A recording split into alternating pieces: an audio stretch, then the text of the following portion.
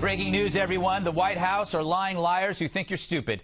In a literary version of Ipecac, the New York Times ran a puke-inducing tribute to Obama foreign policy aide Ben Rhodes, who, during a tongue bath given by a drooling journo, dropped a bombshell. Rhodes bragged that the White House deliberately lied about the Iran deal, telling the media that U.S. negotiators were dealing with Iranian moderates when they were really dealing with American-hating hardliners, toadies personally chosen by the Ayatollah. More proof that Obama flacks put his legacy before our security. They claimed that these adversaries were peaceful moderates to mask Iran's nuclear plans while allowing for America to shaft allies like Israel. It's crazy stuff. Something tells me if this were a Republican regime, Pulitzers would be won and impeachment would be in high gear. But instead, this caper is cast as a victory. And so to sell this crappy deal to America, we learned the White House served up so-called experts to trick gullible reporters and use pliable plants in the press to airbrush this deed. Why would Rhodes admit to such things in the New York Times? Because he thought it was awesome. He also assumes the media, being sympathetic groupies, wouldn't care. And for the most part, he's not wrong, because it wasn't just Obama who wanted a legacy. It's his adoring fans in the media who wanted it, too.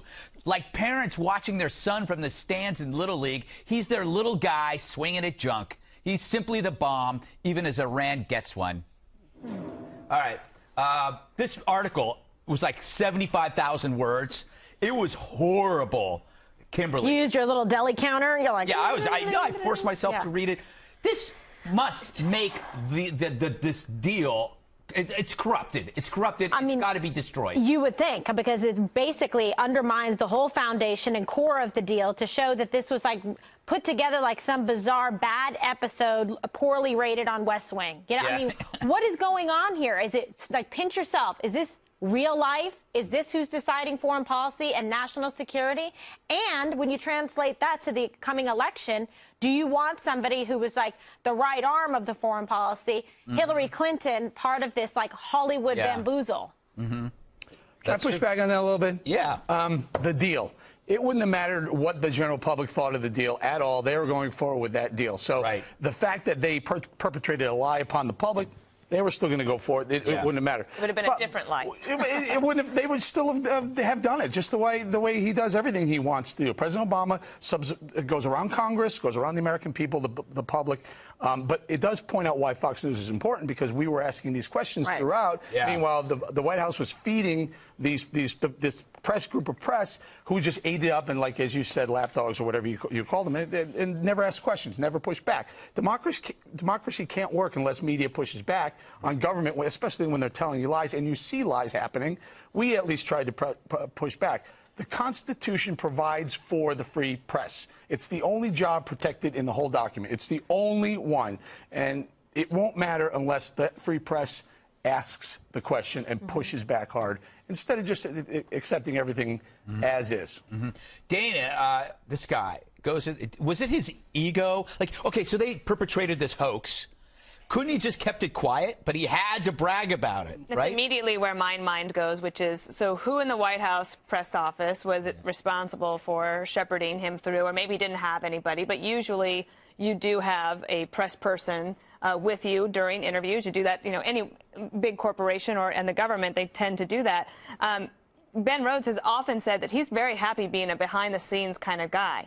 But the temptation for a little bit of fame in New York Times Magazine was bigger than that. And I do wonder, imagine, if this is the equivalent.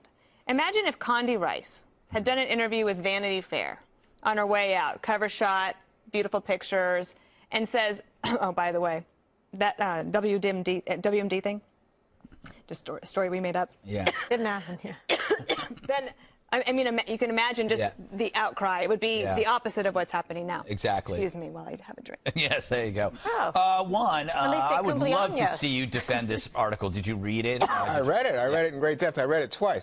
But you know what's interesting to me is clearly there are reporters on both sides who feel that they are being thrown under the bus by Ben Rhodes, because the way he describes reporters is a lot of 27-year-olds who have no experience. I think I have that quote. We have. I'm sorry, you want to use it? Yeah, let's look at that quote real quick, and then I'll go to you, Juan. Okay. Oh, my God. Maybe not. The average reporter we talk to is 27 years old, and their only reporting experience consists of being around political campaigns. That's a sea change. They literally know nothing, Juan. We created an echo chamber. They were saying things that validated what we had given them to say. Juan, that is brutal. Right. So I think there are lots of reporters who say, you know what, and I think Julie Pace said this on Fox News Sunday, that the Obama administration thinks they're the smartest kid in the school. Yeah. They're not only the coolest kid, they're the smartest kid. And it's arrogance, I think, on Ben's part when he's running over these kids because, look, there are a lot of inexperienced reporters, and the way Twitter works, and I hate to say this, you would know, but you would know, the way Twitter works, you know, people repeat stuff that's crazy while in the middle of the night Donald Trump is tweeting stuff, and so the reporters say, oh, this came from the White House. They just repeat it. Now talk about stupidity, right? But you can use that. And here's the second point. So Rose is so convinced that setting a narrative is now an ingenious way to manage media that, in fact, he ignores the reality of facts and truth. And I think that's where he gets in trouble. I don't think that this is, by the way, new. I think all administrations do this. I think earlier today I said, you know, I remember President Reagan called the MX a peacekeeper. You know, people talk about supply-side economics so they can cut taxes for the rich. That's the way people build narratives. And he actually was doing a very important role for the administration. But when you start changing facts, and the key here is he said they were negotiating with the moderates. Right. When, in fact, as James Rosen of Fox has pointed out, they began negotiating with the hardliners much earlier. And it also does make you wonder about, I mean, you know, there was the accusation that the United States was slow to help the Iranian Revolution. Remember all those, what they call the Green Revolution. Right. And remember, 3 secretaries of defense have resigned during this administration. What is the one thing that they've all said that they have in common? Their problem was the interference by the national security team, and I think that they're probably meaning this young man. That's I didn't even think about linking the Green Revolution, how we let those people just go, but they linking it to this. Right, but now they're mocking it. It's what, you know, it's like what we always knew, and now it's somehow they, like, tranked him in the neck at the New York Times, and he actually just, like, spilled it all. He's like, yeah, truth serum, yeah,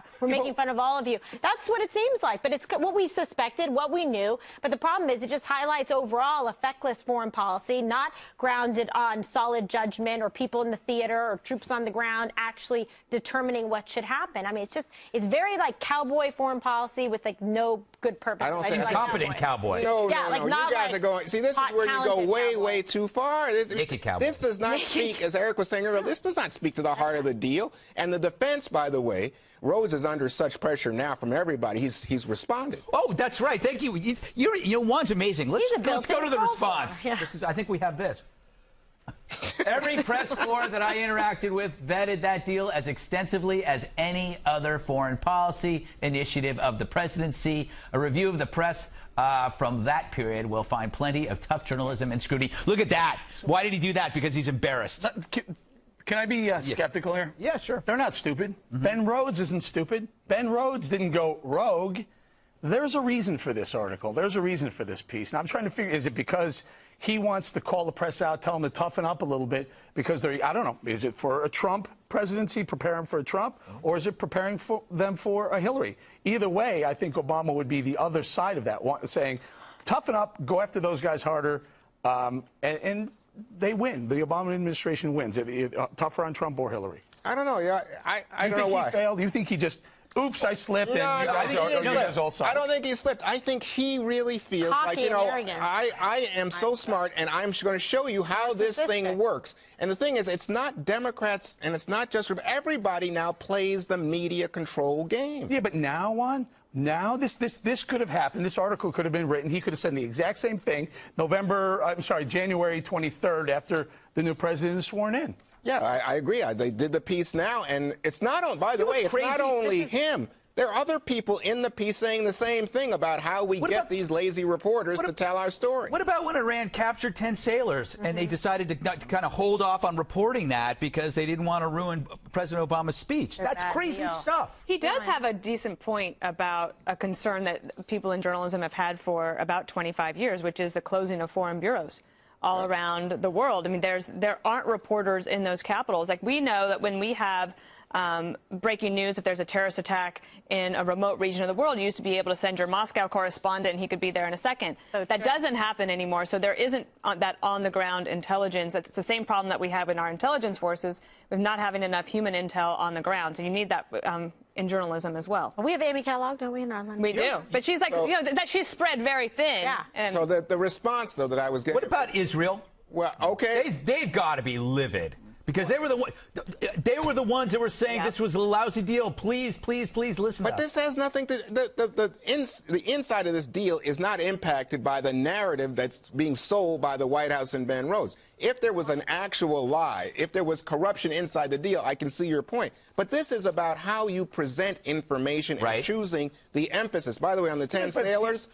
I think that's you want to protect their It's also lives. laughing at the American public, too, for buying into all the stuff that they were selling and having the complete media, with the exception of right-wing media, Fox and a couple other outlets, saying, hey, hold on, we're not sure this is a good deal. We're not sure that Iran won't back out on their deal or cheat on the quotas and whatnot. Wait, that's a different issue totally. No, not really, because that kind of it kind of appeased everything. How many times have you heard, oh, Fox News, the echo chamber on the right? Well, guess what? Turns out the echo chamber was on the left, and Fox News was just raising the red flag. Well, that's cool. I think that's very important. I believe strongly in reporters challenging the powerful. I love it. That's what I think the whole mission is, like a priesthood. But not in, being in duplicity, not in this. I mean, they treated the American public like, oh, shucks, Charlie Brown. No, like, that's what it's like. And nobody appreciates that. Kimberly. Right, okay, but the bottom line is they were essentially perpetuating a fraud upon the American people and thinking it's funny, and then he was cocky about it. I think he was on purpose did this. It's straight up narcissism,